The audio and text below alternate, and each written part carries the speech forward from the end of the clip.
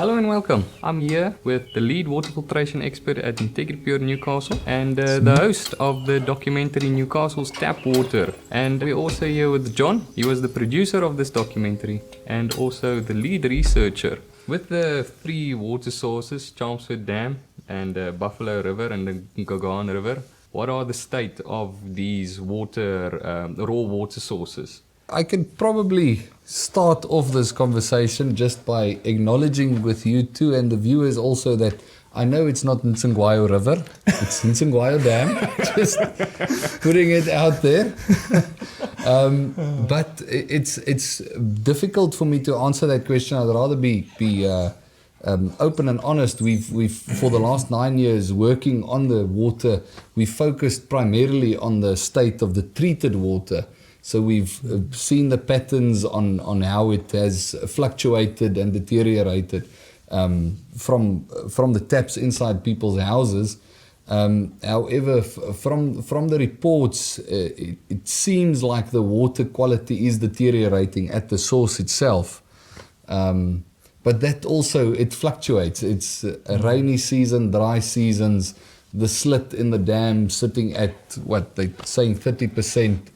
Of the dam level. So, and well, still there's a lot of uncertainty about the sources of water because they're saying all the reports and all the people we spoke to said that we're getting water from Nsingwayo Dam, Buffalo River and Gogan River, and that was recently reported by even the people physically working on the water plant day to day. But still, Mr. Nseneka said it's only the dam. But if I were to go past the dam and touch on the rivers, we've heard in the documentary, the Buffalo River is crazy bad. There's not a lot of rivers in such a bad state as that one. And also, Mr. Nseneka confirmed that because in the interview we had, he said that they are in talks of flushing the river. So there are definitely concerns from that river. So the start off point, to answer your question, it seems to be deteriorating, but the plant seems to be keeping up from what we have found. Yeah, well, it makes sense that because groundwater, I mean, it's if with the weather changes and it's constantly changing. I mean, that's what we see in boreholes as well. As the seasons change, the quality of the water changes because you would know.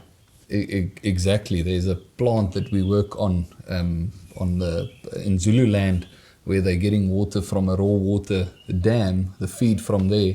And with the rainy season, the aluminium in that water can go up to 8,000 milligrams per liter. And a few months later, it's totally gone. So that's just something to show how bad the water can, or how much it can fluctuate just by some rain. Yeah, no, that's no easy task, filtering raw water. Yeah. If I may add, I want to mention that one of the things we get told a lot and we get asked about a lot is the sewage running into the raw water sources. But we have asked numerous people to take us and show us where the sewage is running into Newcastle's raw water sources. Yeah, if someone can. And nobody's been able to yet show us that. Yeah. So we would kind of like to know if it's happening. You know, we would love to report on that, and we'd love to make sure that Newcastle's community knows this is happening. But unfortunately, sewage running into the Nkanda River does have an impact on people's drinking water, but not our drinking water. Yeah. So I'm not saying it's a good thing. I'm just saying our documentary was about our water. Yeah, and the Nkanda River doesn't water. Actually influence our tap water. Yeah. So we do care about the other people, but the documentary is Newcastle's Tap Water. Yeah.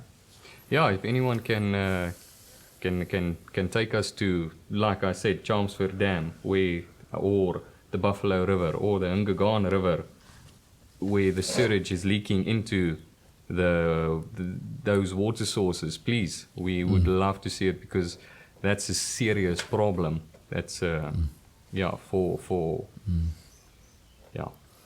From a filtration point of view, also, or water treatment rather, point of view, I'm not saying it's a good thing if sewage was running into it, but just remember that the chlorine being dosed into the water is specifically for microbial problems. Yeah. So there's 10 kilograms of chlorine being pumped into our water supply. Every hour, 10 kilograms per hour. I'm David, fellow director at Integripure Newcastle, and that's us.